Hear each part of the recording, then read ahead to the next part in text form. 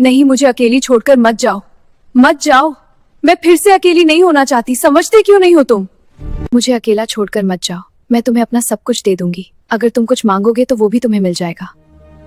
Madam आप बहुत होट हो, लेकिन मैं एक गरीब सा लड़का हूँ। प्लीज मुझे जाने दो। आप जो प्यार मुझसे मांग रही हो वो अपने पति से ले लो। रात के सन्नाटे में शहर की उस विशाल हवेली की ऊंची दीवारें मानो कोई पुराना राज छुपाए बैठी थीं। वहां रोशनी हर कोने में थी, मगर जिंदगी की गर्माहट कहीं खो गई थी। उस हवेली की मालकिन सोनिया, जो अपनी खूबसूरती और दौलत के लिए पूरे शहर में जानी जाती थी, आज फिर अपने कमरे की बालकनी में अकेली खड़ी चमकते शहर को देख रही थी। मगर उसकी आंखों में वह चमक नहीं थी जो उसके गले में पड़े हीरे के हार में थी। उसका पति पिछले 5 सालों से दुबई में अपना कारोबार जमा रहा था और पीछे छोड़ गया था तो सिर्फ यह विशाल हवेली, भारी बैंक बैलेंस और एक कभी ना खत्म होने वाला अकेलापन। ठीक उसी वक्त हवेली के भारी लोहे के दरवाजे पर एक दस्तक हुई।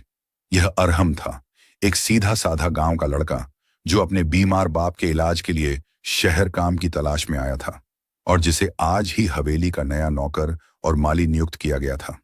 अरहम जब पहली बार सोनिया के सामने आया तो उसकी निचली निगाहें और फटी हुई पुरानी कमीज उसके गरीब हालात की गवाह थीं, मगर उसके चेहरे पर एक ऐसी मासूमियत थी जो शहर के चालाक लोगों में कहीं नहीं मिलती थी। सोनिया ने जब उसे देखा तो उसे महसूस हुआ कि इस लड़के की आंखों में कोई खौफ नहीं, बल्कि एक अजीब सा सुकून है, और उसने बिना कुछ सोचे उसे हवेली के पिछले हिस्से में रहने की जगह दे दी। दिन बीतते गए। अरहम सुबह सवेरे उठकर बगीचे की देखभाल करता, फूलों को पानी देता और हवेली के भारी कामों में हाथ बंटाता, मगर उसकी नजर कभी भी हवेली की शान और शौकत पर नहीं गई। सोनिया अक्सर उसे बालकनी से देखती कि कैसे वह मिट्टी में मिलकर मेहनत करता है और फिर थक कर किसी पेड़ के नीचे बैठकर अपनी रूखी सूखी रोटी बड़े मजे से खाता है। एक दोपहर जब तेज धूप खिली थी, सोनिया ने अरहम को अपने कमरे में बुलाया ताकि वह एक भारी कपबोर्ड खिसकाए। अरहम जब कमरे में दाखिल हुआ तो वहां की महक और ठंडक देखकर थोड़ा सिहर गया।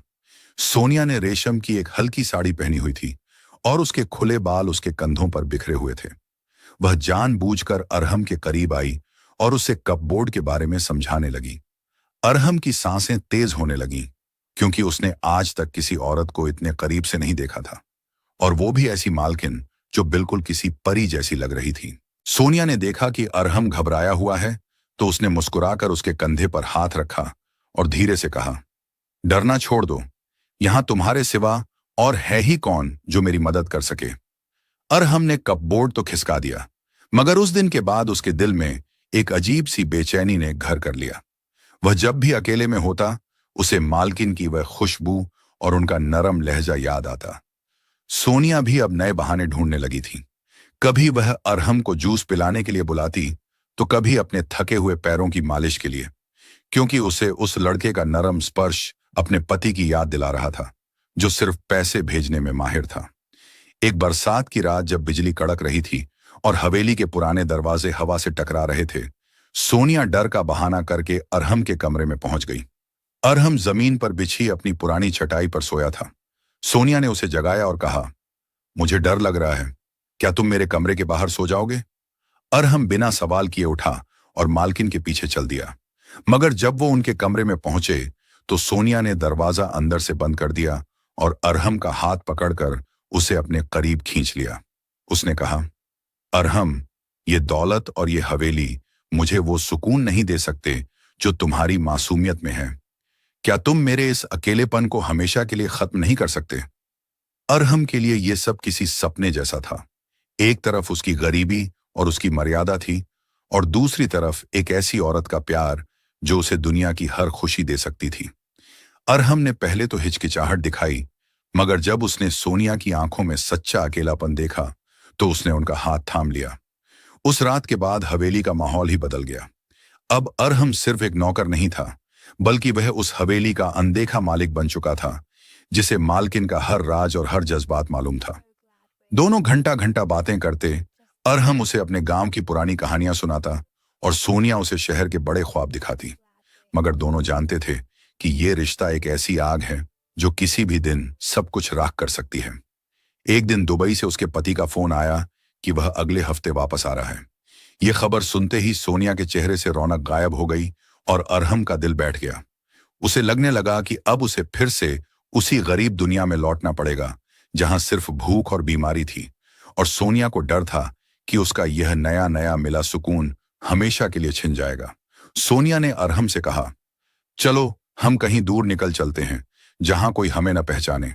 मगर अरहम ने सर झुकाकर कहा, मालकिन, मैं तो एक गरीब लड़का हूं जो हमेशा से मिट्टी में रहा है। मैं आपको वह सुकून नहीं दे पाऊंगा जो आपका पति इस दौलत से देता है। मगर सोनिया जिद पर अड़ गई। उसने अपने सारे गहने और नकद पैसा एक बैग में भरा और अरहम को तैयार होने को कहा। अंतिम रात जब वो दोनों हवेली से निकलने वाले थे, अरहम ने हवेली के उस बगीचे को देखा जिसे उसने अपने हाथों से सींचा था। उसे महसूस हुआ कि उसका असली ठिकाना यहीं है, इन फूलों और मिट्टी में, न कि किसी के भागे हुए रिश्ते में। उसने सोनिया का हाथ छोड़ा और कहा, मुझे माफ कर दीजिए, मैं आपके साथ नहीं जा सकता। आपका रास्ता अलग है और मेरा अलग, क्योंकि मैं एक गरीब लड़का हूं और यह इश्क मेरे लिए सिर्फ एक खूबसूरत एहसास है, जिम्मेदारी नहीं। सोनिया ने उसे रोते हुए देखा, मगर अरहम बिना पीछे मुड़े हवेली के उस भारी दरवाजे से बाहर निकल गया, अपने साथ वो यादें लेकर जो उसे हमेशा ये याद दिलाती रहेंगी कि एक रात वह इस शहर की सबसे बड़ी हवेली का मालिक था। जब सुबह हुई तो हवेली वैसे ही खामोश थी जैसे पहले थी। बस फर्क सिर्फ इतना था कि बगीचे में नए फूल खिले थे, मगर उन्हें पानी देने वाला वह सीधा साधा लड़का हमेशा के लिए जा चुका था। सोनिया ने अपने गहने वापस कपबोर्ड में रख दिए और अपने पति का इंतजार करने लगी। मगर अब उसकी आंखों में वह इंतजार नहीं था जो पहले था, बल्कि एक ऐसी खामोशी थी जो सिर्फ उन्हें ही समझ आ सकती थी, जिन्होंने मोहब्बत को बहुत करीब से देखा हो।